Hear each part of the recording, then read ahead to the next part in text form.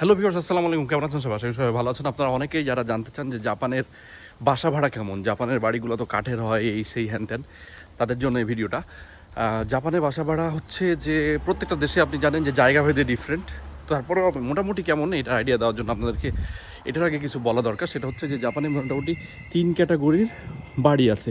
এটা হচ্ছে যে বড় বিল্ডিংটা দেখতেছেন, এগুলোকে বলে হচ্ছে ম্যানশন। ম্যানশন মানে হচ্ছে যে এটা ইংলিশ ওয়ার্ড হলেও জাপানে ম্যানশন বলে এই বড় বিল্ডিংগুলারে। তারপরে এরকম ছোট যেগুলো আছে এগুলোকে বলে অ্যাপার্টো, মানে অ্যাপার্টমেন্ট। এরপরে যেগুলো ডুপ্লেক্স টাইপের বাড়ি, ওই যে দেখছেন ওই যে ডুপ্লেক্স টাইপের, এগুলোকে বলা হচ্ছে ইক্কেনিয়া।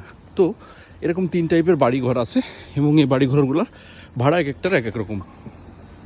যদি 3 রুমের বা 2 রুমের একটা বাসা হয় নর্মাল জায়গাতে, সেটা ধরেন যে বাংলাদেশি টাকায় 70-80 হাজার টাকা, 1 লাখ টাকা পর্যন্ত যায়।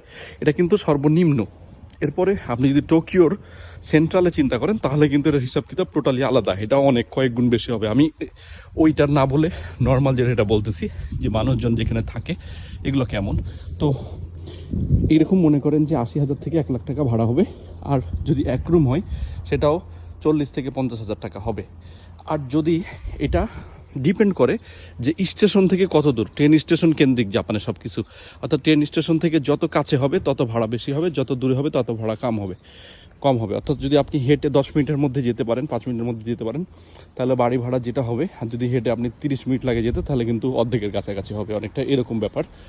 তো এরকম যে ফ্যামিলি বাসাগুলা, এগুলোতে মোটামুটি থাকতে আপনাকে 70 থেকে 80 হাজার টাকা গুনতে হবে মিনিমাম বাংলাদেশি টাকায়। এটা কিন্তু সেন্ট্রাল যে জায়গাগুলো এগুলো ছাড়াই, মানে এভারেজের কথা আমি বলতেছি। এরকম আপনাকে একটা বাজেট রাখা লাগবে। আর যদি 1 রুমের একটা নেন তাহলেও আপনার 40 থেকে 50 হাজার টাকা লাগবে।